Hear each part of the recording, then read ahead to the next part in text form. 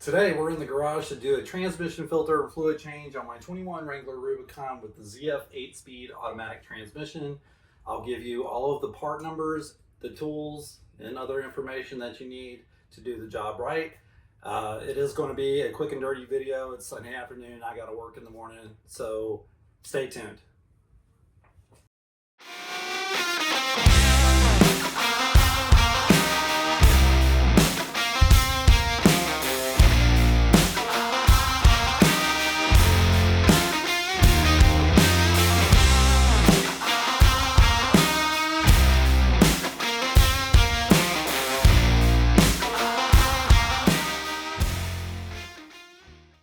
First step is you've got to remove this cross member here to get the pan out. So you'll need an 18mm socket to remove this bolt, and this bolt. Now you're going to need an 8mm hex socket. It looks like that, to remove the fill plug. When you remove the fill plug, be prepared. There will be fluid coming out, so have something to catch it. You got to make sure that you can remove the fill plug without a problem. Otherwise, if it's stuck in there, you won't be able to fill your empty pan back up, and you're going to be in a pickle.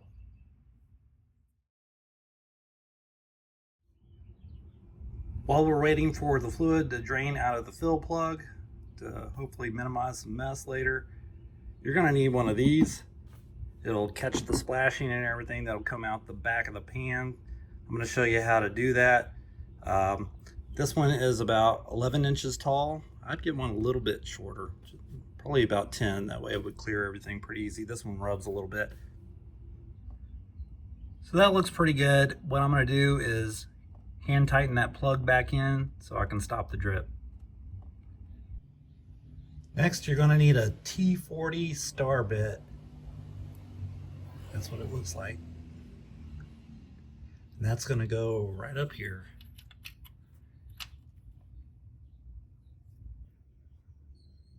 Now remove all of the transmission pan bolts except for the 4 at the corners, like this one and the one on the opposite side and that one. After you get the transmission pan bolts out that need to be removed, come to the front, loosen those, I don't know, about 4 or 5 turns. Come to the back and loosen these almost to the point where they fall out. If they do come out, just thread them in at least, I don't know, about 3 turns. That way they're secure. What you're trying to do is angle the pan so all the fluid runs to the back so that you can catch it. After the bulk of the fluid is drained, go ahead and remove the 2 rearmost bolts and let it drain some more. Okay, so I've gotten most of the fluid out of the pan and I've removed the front 2 bolts here, and I'm going to try to turn it gently and bring it out the side.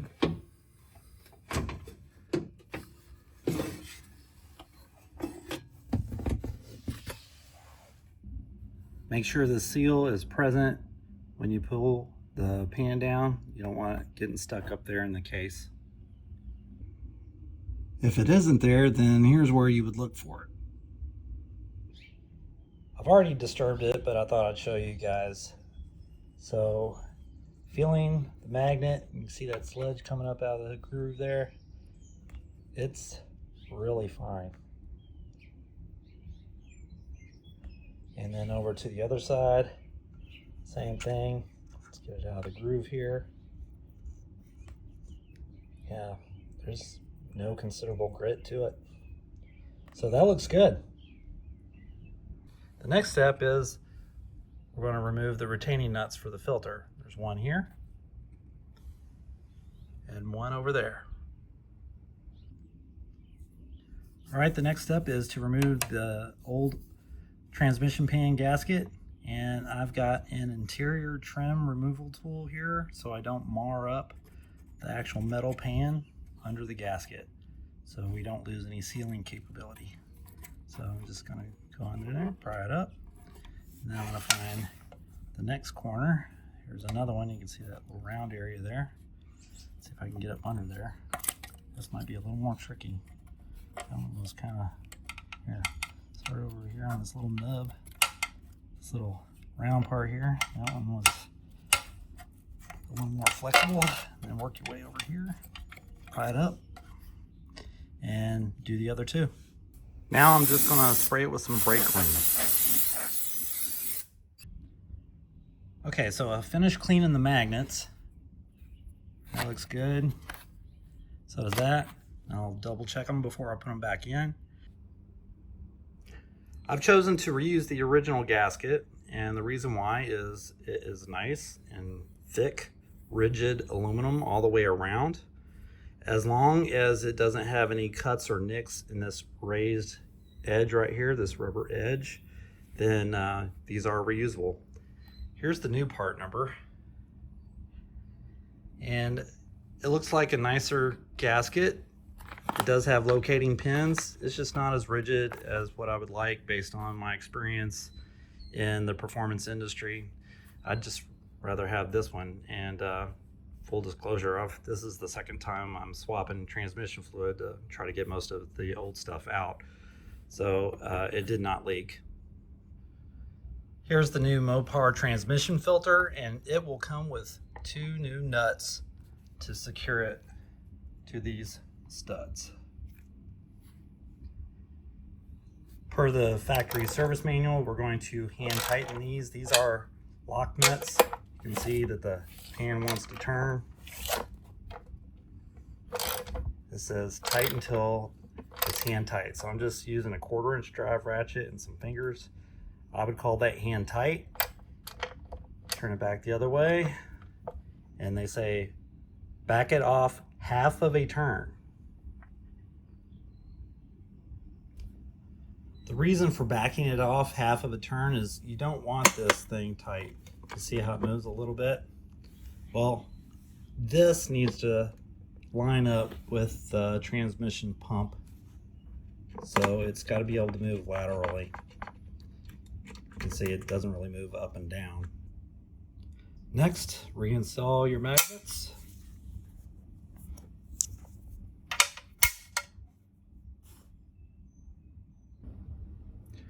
Just take a little bit of fresh transmission fluid, get it on your finger, and lube this O-ring here so it slides up in there easy.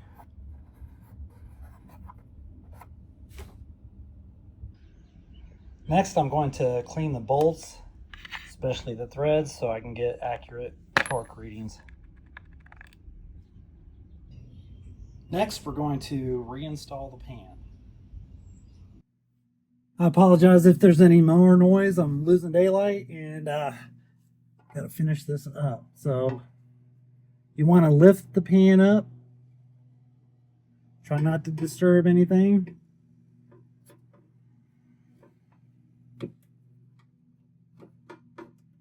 Don't force it.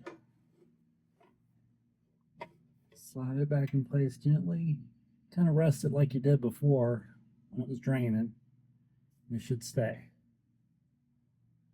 Okay. We've got the pan in position. We want to make sure while we're here to make sure that the factory gasket is still down into the guide pin holes. And then we're going to start each corner.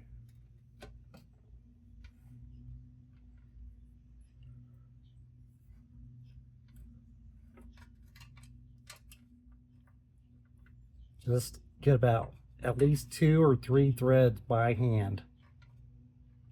Do not use the torque spit yet. You don't want to accidentally cross thread it. Okay. Now, it's not going anywhere. What we've got to do is get the filter up into the body, and you're going to hear a little pop sound.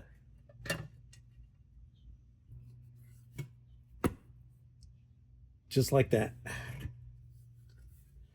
While you are holding it in place, go ahead, get a bolt started.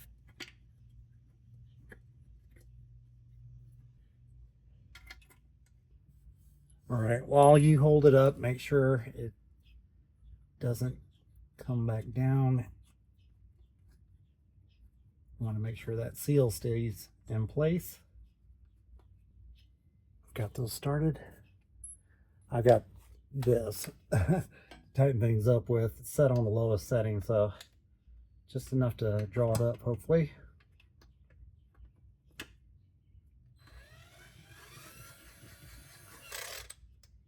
Perfect. All right, that'll stay in place now. Get the other corners.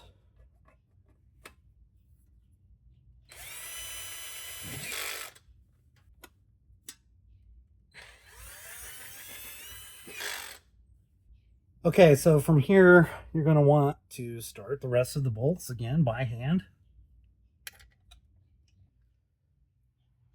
This one here on the passenger side, I need to use a wobble extension to use my drill. Just need to make sure it's fully engaged. Yeah, you don't want to strip these things out.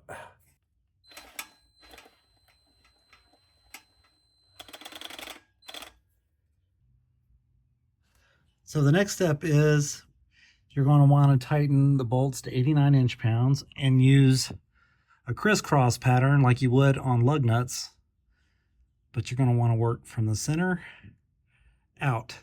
So find some near the center and then go to the opposite one and then back over here and then there, and do a crisscross pattern on the outer ends. Bring them all to 89 inch-pounds. Now come back over to the fill plug and remove it.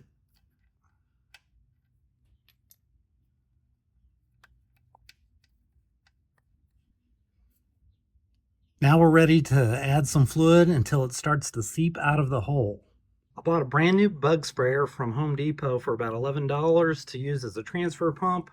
I inspected the inside and blew air through the line to make sure that there was no debris inside.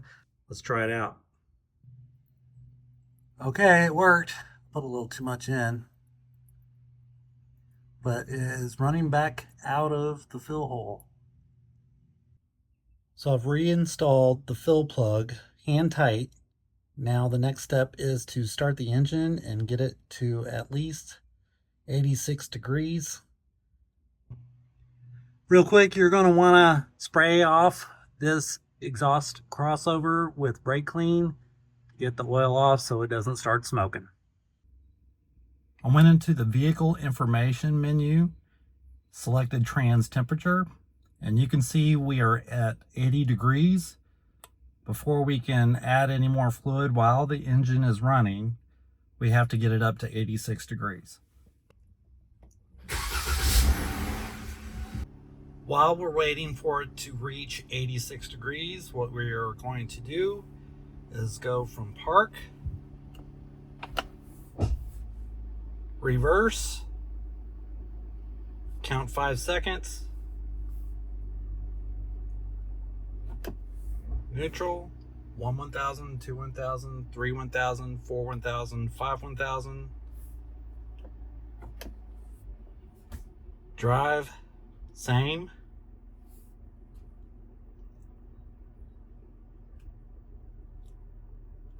And then we're just going to keep going back and forth. You need to go through the whole range about 3 to 4 times. We've reached 89 degrees, and that is within the range of 86 to 122 degrees. I want to put it in a little colder, that way I can squeeze just a little bit more fluid in there, because fluid expands as it gets hot. While it's running, we're going to remove the fill plug again.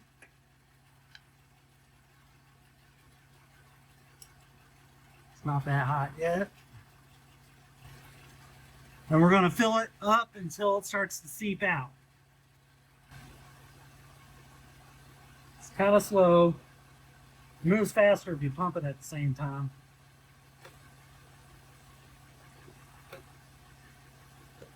All right, it's starting to seep back out. Let's put the plug back in. All right, and you will tighten this to 26 foot-pounds. Now drive for 15 to 20 minutes in case there's any air in the system. Check the fluid level again, and now you're done. All right, let's spray some brake clean on these parts here. Stick around until the end and I'll give you part numbers and the tools you'll need to do the job. Finally, we're at the skid. To reinstall the skid, each bolt will be torqued to 48 foot-pounds. Following the instructions, you're only going to get about half the transmission fluid out because of what's left in the valve body and the torque converter. I've actually done this once before a couple of weeks ago. So this is actually 50% new and old fluid. There's a little bit left over from the transmission filter that I just wanted to show you that because it's a white container. You can kind of get a better idea of how dirty it is. Yeah, I don't think I'm going to follow Jeep's recommendations saying it's a lifetime fluid, at least if you're going to keep the vehicle long term. If you care about it and you want to do the best maintenance you can, then I personally would follow ZF Transmissions, the original transmission designer. I would follow their recommendation of every 60,000 miles to do a fluid and filter swap. Here is brand new fluid. It's clear with a light green tint. Now, moving on to tools you'll need for the job. I used a 1/2-inch drive impact, but if you don't have that, just use a good old 1/2-inch drive hand ratchet. Give it one good ugga-dugga, and that thing will break right loose with your 18mm socket. Now, when you go to reinstall, you're going to set it to 48 foot-pounds on your torque wrench and give it one nice smooth movement until it clicks, and you're good to go. Moving on to the transmission pan and the bolts, you'll need a 3/8 drive ratchet. I'd recommend something to get around a couple of the exhaust pipes. I don't know if you can make that out. See how it's kind of egg-shaped? Well, it lets the socket wobble on the head.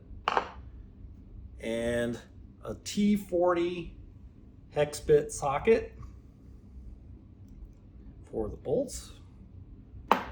And when you go to reinstall, since I'm using a 1/4-inch drive, inch-pound torque wrench, I needed an adapter to go from 1/4 inch to 3/8 on this end. To remove and replace the transmission filter, you'll need a 1/4 inch drive ratchet and a 10mm socket to remove the nuts to get the filter off the pan. As far as the fill plug, I used a 1/2-inch drive torque wrench. I needed an adapter because this is a 3/8 drive 8mm hex socket. So I just put that on there and tightened it to 26 foot-pounds. As far as filling the transmission, I got a little innovative to be able to pump the slightly thicker fluid than what this was designed for. Remove the nozzle on the end, it unscrews, and there was a little insert that created the spray pattern. This will make it easier to pump while you're pulling the trigger here. I don't want to pull it in case I'll get pressure, but you get the idea. It made it go a lot faster and cleaner. And that's it for the tools. With everything that I've shown you about doing a fluid and filter swap on the ZF 8-speed automatic transmission, you're going to save hundreds of dollars over taking it to the dealership. Even if you got to buy a couple of these tools here, you're going to be way ahead. And you'll also know that it was done 100% correctly. To get the part numbers you'll need, stay till the end screen. I'll post them there. And you also might want to subscribe. With my Jeep having 100,000 miles, I got a few things in the works that I need to do to it, such as swapping out the oil cooler, changing spark plugs, serpentine belt, and pulleys on this 3.6. You guys have a good one, and thanks for watching.